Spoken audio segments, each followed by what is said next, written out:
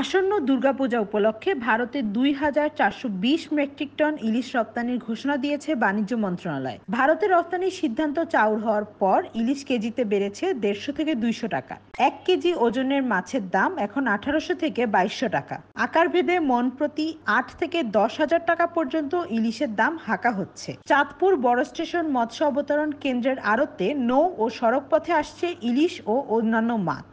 ঢাকা, কুমিল্লা সহ দেশের বিভিন্ন অঞ্চল থেকে আসা ক্রেতাদের মন্তব্য, নিম্ন ও মধ্যবিত্ত মানুষের ক্রয় ক্ষমতার বাইরে চলে গেছে ইলিশ। ধরা কম পড়তেছে, মাছও নদীতে নাই, আমাদের বাজারেও মাছ নাই। এই জন্য চাঁদপুরের মাছের দামটা একটু চড়া, না অনেকই চড়া। যেহেতু আমরা এর আগের বছর এই সময় ইলিশগুলো বিক্রি করছিলাম ১৪০০ থেকে ১৫০০ টাকা, সেই মাছের দাম এখনই সাইজ একই দাম হচ্ছে ১৯০০ থেকে ১৮০০ টাকা। রেগুলার যত দিন যাইতেছে মাছের আমদানি কমতেছে, তারপর আবার কিভাবে ইন্ডিয়া মাছ পাঠাবো? নিজেদের তো ব্যবসা বাণিজ্য অবস্থা খারাপ, দেশের মানুষের চাহিদা মিটাইতে পারতেছি না। এখন কিছু বাঙালি কিছু মাছ খাবে, ওইটাই খাইতে পারতেছে না, আবার ইন্ডিয়াওয়ালা মাছ খেবো কিভাবে? ইন্ডিয়া তো আমাদের পার্শ্ববর্তী দেশ, একবারে যে টোটালি বন্ধ করে দিবে এটা তো হয় না, কারণ তাদেরকে আমরা কিছু স্যাক্রিফাইস করতে হবে, আমাদেরকে তারা কিছু স্যাক্রিফাইস করতে হবে। তো পূজা হিসেবে কিছু একটা অংশ দিবে, এটাই স্বাভাবিক। অর্থ উপদেষ্টা ও বাণিজ্য উপদেষ্টা ডক্টর সালেউদ্দিন আহমেদ মন্তব্য করেছেন, ৩,০০০ টন ইলিশ চাঁদপুর ঘাটের একদিনেরও না। যদিও মৎস্য ব্যবসায়ীরা বলেছেন, চাঁদপুর থেকে ভারতে এত টন ইলিশ রপ্তানি করা অসম্ভব, কারণ এবার বাজারে ইলিশের সরবরাহ অনেক কম। চাঁদপুরে প্রতিদিন আসে প্রায় ৫০০ মণ ইলিশ, এর মধ্যে ৪০০ মণ সমুদ্রের। এখান থেকে ৩,০০০ টন ইলিশ রপ্তানি করা অসম্ভব বলে মনে করেন ব্যবসায়ীরা। আসলে মাছ একেবারেই কম, নাই বললেই চলে।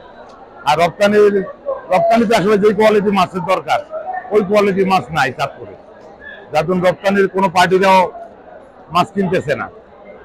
ইন্ডিয়াতে আসলে তো কোয়ালিটি মাছ লাগে, যেহেতু দূরে যাবে। তো বর্তমান ইলিশের শেষ মৌসুমে আইসা এখন তো প্রচুর পরিমাণ মাছের ডিম, আগামী ১৫ দিন পরে ডিমের জন্য ইলিশ মাছ বন্ধ হয়ে যাবে।